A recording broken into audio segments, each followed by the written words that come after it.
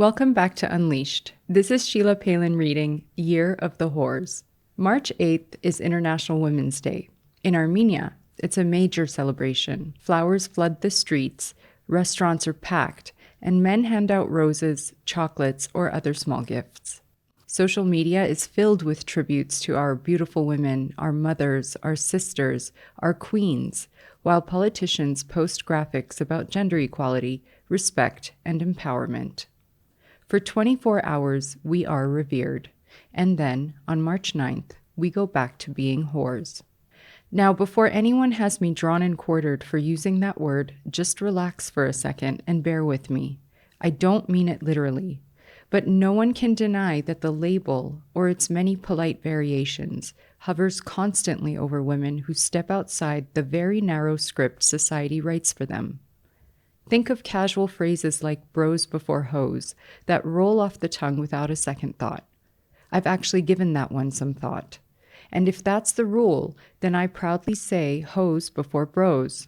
I once said it during a night out in Yerevan with a group of girls I didn't know very well yet. One of them got a bit frazzled at my turning the tables. No, wait, what? You mean? I just laughed. You're not getting it. Because phrases or jokes like that don't come out of nowhere. They reflect something deep and disturbing about how easily women are judged and how casually those judgments are accepted. What's the most common label for a woman who dates or sleeps with more than one person at a time? She's a slut. What about a woman who leaves a marriage, especially when children are involved? Selfish. And a woman who enjoys her body? Shameful. Or a woman who speaks too loudly, too boldly, too freely? Suspicious. Obnoxious, maybe even vulgar. A man who does these things? Well, he's just being a man.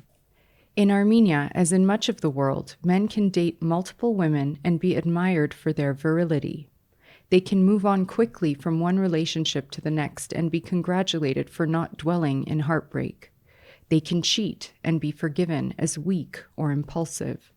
Male infidelity is, in fact, so commonly tolerated that it's almost par for the course. But when a woman strays, the consequences can be severe. She faces social exile, family rupture, violence, and in some parts of the world, even murder. Because women are expected to remain pristine, loyal beyond reason, quiet about their desires, grateful for attention, and devoted to men who betray or even abuse them. And God forbid we should sleep with a man too soon, because if we do, the label arrives. Most often it appears in softer, more polite Armenian undertones rather than straight up calling her a prostitute. Instead, it's la varchikchi, she's not a good girl, or tete varchige, she's loose, easy. The words may be different, but the message is the same. This is a woman who has stepped out of line, who is no longer respectable, who is not marriage material, and whose reputation is now fair game for public scorn.